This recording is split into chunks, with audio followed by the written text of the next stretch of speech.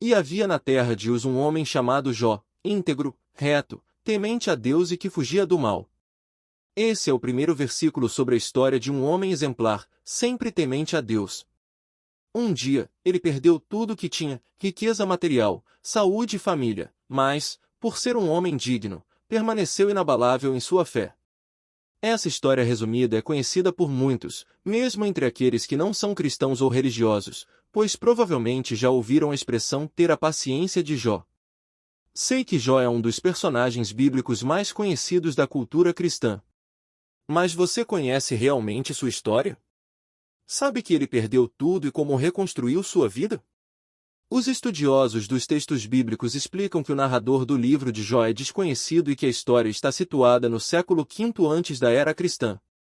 O estilo da escrita é bem interessante. A introdução e a conclusão são narradas em prosa, enquanto os dilemas, aflições e obstáculos enfrentados por Jó são retratados em diálogos com um tom poético.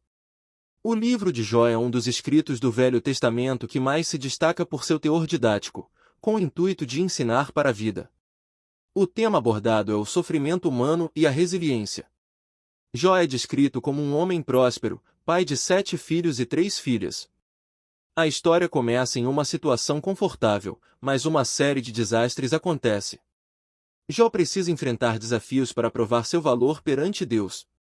Sendo humano, feito de carne e osso, ele não conhece os planos divinos e sente o sofrimento na terra como um martírio sem fim, sem um propósito maior. Sabemos que as histórias bíblicas precisam ser interpretadas a partir do contexto histórico em que foram escritas. Isso quer dizer que os ensinamentos morais e as questões sociais ou culturais presentes nas escrituras refletem as preocupações dos homens da época em que o texto foi produzido. Sabendo disso, entendemos também que as histórias bíblicas produzem alegorias e imagens que podem se relacionar com questões existenciais e filosóficas mais amplas. Por exemplo, no Novo Testamento, os ensinamentos de Jesus, narrados por seus apóstolos, nos fazem refletir sobre o significado do amor. O profeta ensina o amor e a compaixão ao próximo por meio de parábolas, e podemos interpretar suas palavras pelo que elas têm de mais profundo e poético para nossas vidas. Na história de Jó, a leitura também deve considerar questões filosóficas e teológicas, mais do que apenas lições gerais sobre ser recompensado por ter fé e paciência. Existem questões mais profundas que tocam as bases da doutrina religiosa. O sinal da bênção de Deus é a riqueza e a prosperidade?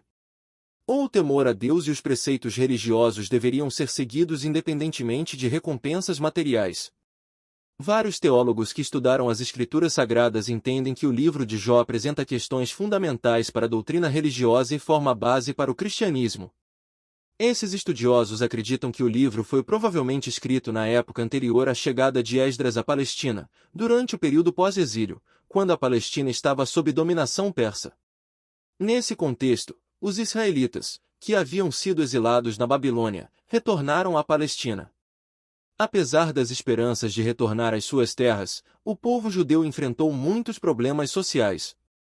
A questão principal da história de Jó reflete o anseio do povo judeu daquela época, que continuava a sofrer mesmo sendo fiel a Javé, ou seja, a Deus, e esperava reconstruir o que havia sido perdido. Em resposta à teologia moral de causa e efeito, a história de Jó propõe um novo tipo de sabedoria que questiona o sistema de crenças da época. A situação de Jó apresenta um dilema para o pensamento teológico de que existe retribuição em vida. Na cultura cristã, outro ensinamento da história é que a riqueza e a prosperidade não são necessárias para defender a integridade de alguém. Jó permanece um homem digno mesmo depois de perder tudo. Outro ensinamento é que, mesmo sendo pessoas corretas e tementes a Deus, todos podem passar por privações.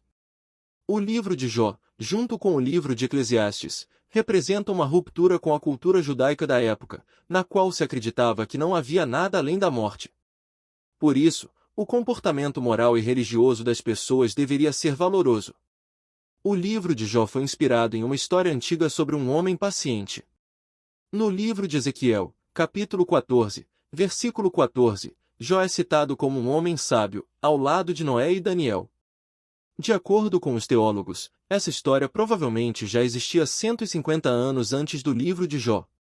A história dos sábios já era conhecida na Palestina, mas Jó é apresentado como um estrangeiro, vindo da terra de Uz.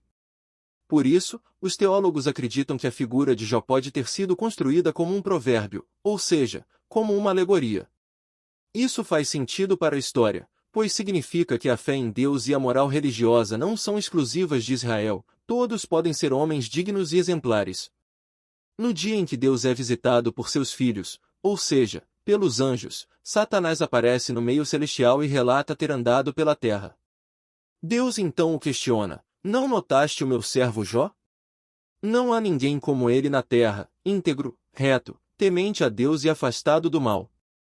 Com essas palavras, o leitor percebe como Jó é um homem digno, sua bondade era tão notável que Deus se orgulhava do seu servo. É nesse momento que uma série de questões no plano celestial dá início ao debate ideológico do livro.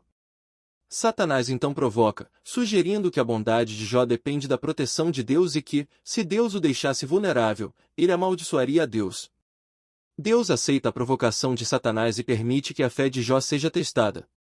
Esse é o início das provações do personagem heróico de nossa história. Primeiro, Jó perde seus servos, seus animais e suas riquezas.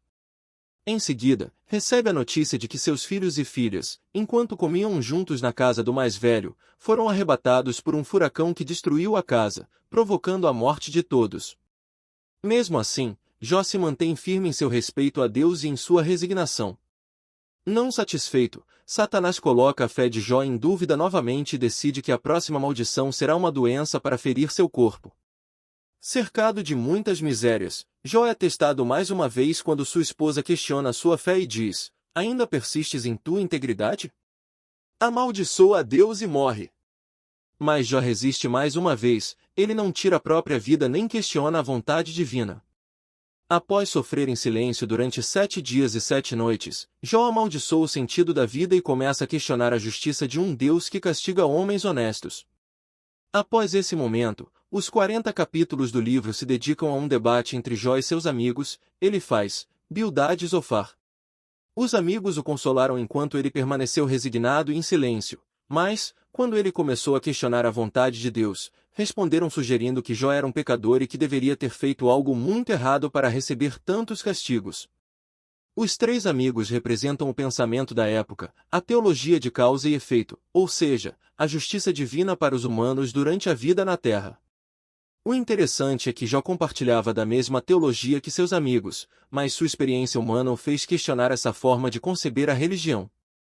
Ele sabia que não havia cometido pecado algum que merecesse castigos tão horríveis, e essa realidade provoca um dilema sobre o pensamento religioso. Ao mesmo tempo em que o diálogo entre Jó e seus amigos questiona os propósitos para a vida humana, a história desconstrói a imagem de um Deus punitivo. No final, o diálogo poético entre Jó e seus amigos é interrompido, e acontece uma revelação celestial. Deus aparece e mostra que Jó compreendeu corretamente a vontade divina. O ensinamento e a conclusão do debate apresentado ao longo do livro são de que mesmo as pessoas boas e fiéis também podem sofrer na terra. Como retribuição, Jó recebe uma nova vida, mais abençoada do que antes, com o presente de viver 140 anos e conhecer 4 gerações de seus descendentes. A trajetória de Jó aborda várias temáticas. A partir dela, podemos refletir sobre o sofrimento dos inocentes, a pobreza, a existência humana e, principalmente, as doutrinas teológicas. O livro de Jó é reconhecido como um dos textos bíblicos de grande profundidade filosófica e poética, não é à toa, pois realmente nos faz questionar o sentido da vida. Acho que essa é uma de nossas grandes questões existenciais, não é mesmo? Espero que tenha gostado da leitura e da interpretação dessa tradicional história religiosa. Até o próximo mistério sobre a nossa vida na Terra.